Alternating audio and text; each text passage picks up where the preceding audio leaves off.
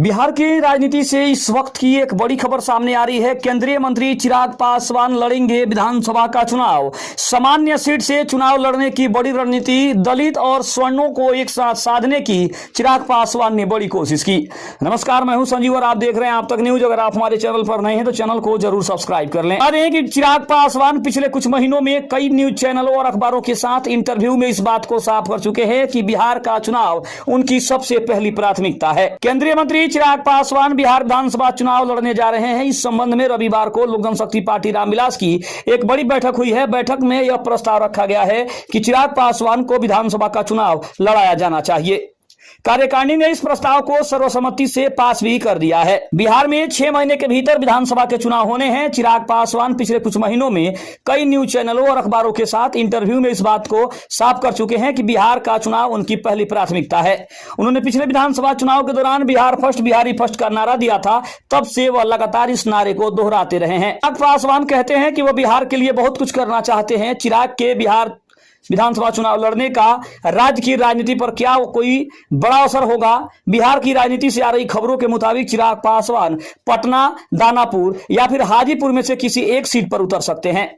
बिहार के विधानसभा चुनाव में महागठबंधन और एनडीए के दलों में आमने सामने का मुकाबला है। महागठबंधन में अगर बात करें तो राजद, कांग्रेस, भाकपा, माकपा और भाकपा माले शामिल है, जबकि एनडीए गठबंधन में बीजेपी, जदयू, लोक जनशक्ति पार्टी रामविलास, हिंदुस्तानी अवाम मोर्चा और राष्ट्रीय लोक मोर्चा, ये 5 दल शामिल हैं। पासवान के विधानसभा चुनाव लड़ने से बिहार की राजनीति के समीकरण बदल सकते हैं। पिछले विधानसभा चुनाव में चिराग पासवान ने मुख्यमंत्री नीतीश कुमार के खिलाफ मोर्चा खोल दिया था, लेकिन इस बार वह एनडीए के साथ मिलकर ही चुनाव लड़ना चाहते हैं। चिराग पासवान दलित समुदाय से आते हैं, ये सभी लोग जानते हैं। बिहार में जातीय जनगणना के आंकड़ों के मुताबिक राज्य में सबसे ज्यादा आबादी अति पिछड़े वर्ग की है। बिहार में अति पिछड़ा वर्ग 36.01%, तो वहीं पिछड़ा वर्ग 27.12% है। अनुसूचित जाति की बात करें तो अनुसूचित जाति 19.65% है, तो अनुसूचित जनजाति की आबादी 1.68% है। जनगणना के मुताबिक सवर्णों की आबादी 15.52% है। बिहार में अक्टूबर-नवंबर में विधानसभा के चुनाव होंगे, लेकिन एनडीए और महागठबंधन अभी से चुनावी मोड में आ गए हैं। कुछ दिन पहले ही प्रधानमंत्री नरेंद्र मोदी बिहार दौरे पर आए थे और उन्होंने आरजेडी और कांग्रेस पर जोरदार हमला भी बोला था। उनका कहना था कि बिहार के लोगों को जंगल राज से सावधान रहने की जरूरत है। दूसरी ओर महागठबंधन की ओर से तेजस्वी यादव और राहुल गांधी ने कमान संभाली हुई है। राहुल गांधी भी हाल ही में दरभंगा के दौरे पर आए थे। महागठबंधन के पास तेजस्वी यादव जैसा युवा चेहरा है। चूंकि नीतीश कुमार की उम्र हो चुकी है और ऐसे में तेजस्वी यादव का मुकाबला करने के लिए एनडीए को युवा चेहरे की तलाश थी। शायद इसी वजह से चिराग पासवान को विधानसभा चुनाव लड़ने के लिए तैयार किया गया है। अब याद दिलाना होगा कि रामविलास पासवान के निधन के बाद लोजपा में जबरदस्त टूट भी हुई थी। पार्टी के सभी सांसदों ने चिराग पासवान के चाचा पशुपति पारस का साथ दिया था, जबकि चिराग अकेले रह गए थे।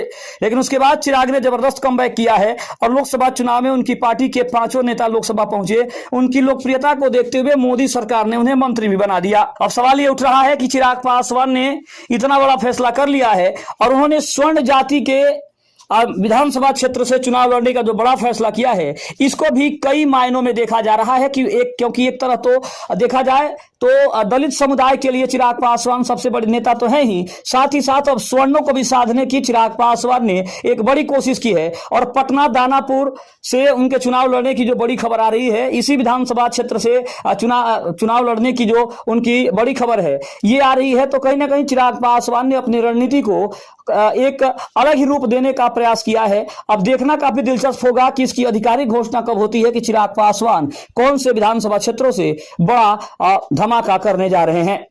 खबर कैसी लगी कमेंट में जरूर बताइएगा। तब तक के लिए धन्यवाद। जय हिंद, जय भारत।